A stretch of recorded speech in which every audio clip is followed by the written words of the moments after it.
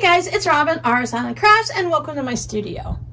I wanted to put out this little bonus type video for y'all. When I did the mug rugs on Friday, I did not show you how to stitch the little veins because the video was already getting a little bit long and I didn't want it to be super long because it's supposed to be shorter than a live stream, which it is because the live stream was really long and we had a great time. But for those of you that either don't want to watch the live stream or want to refer back to this later, I thought I'd put up this video. There's not going to be any talking. There's not going to be any explanation. I'll give you a quick rundown now, and then you can just watch that video. The majority of my subscribers has requested no music on this channel, so I will just make sure the volume on the sewing machine isn't too loud. So just to warn you ahead of time, it's just going to be the sound of the sewing machine. So if you want to mute your device and not listen to it or turn it down low, I do not talk during it whatsoever, so you won't be missing anything if you mute it. And at the end, it's just going to taper off, and then there will be the end of the video. So as I said, just a quick little something just to give you that bonus thing that in case you want to see this. I made this one already. We made this one during the live. I struggled a bit on the live, if you were with me, on getting the vein on this one, on the maple leaf, but I got it under control a little bit, and I have two versions here.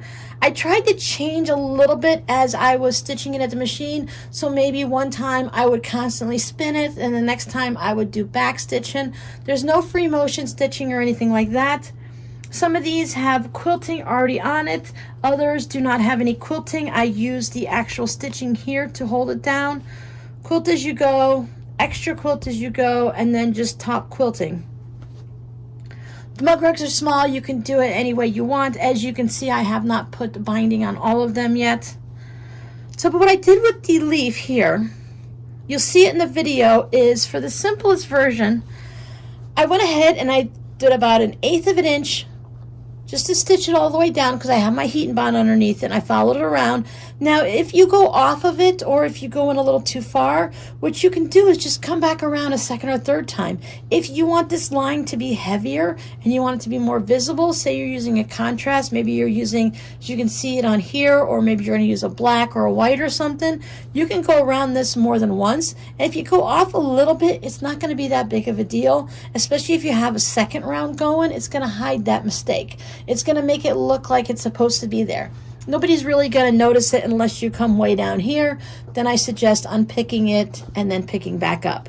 But if you just veer off, a lot of times it's hard at the tips and around the corners not to veer off. I almost veered off there and it's perfectly fine. So I put my stem in and then I went up this way and came back. I went up this way and came back. Then I went this way, went up, back, and then I think I just went back and forth because I like that center vein to be a little bit more predominant. On this one, I did go over to this side and catch these little ones here, and on that one there, I didn't put any stitching on those at all. And the same thing, I just come up, curve it a little bit if I wanted to, because you can come up higher and just make short ones, or you can make long ones.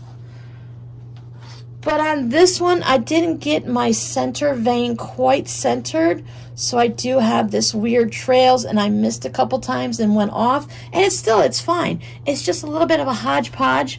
You can see it on the back, of course. If you don't want to see any of these stitching on the back, just do this with the front and your batting, and then you can stitch everything down and then add the backing so you won't see any of the stitches.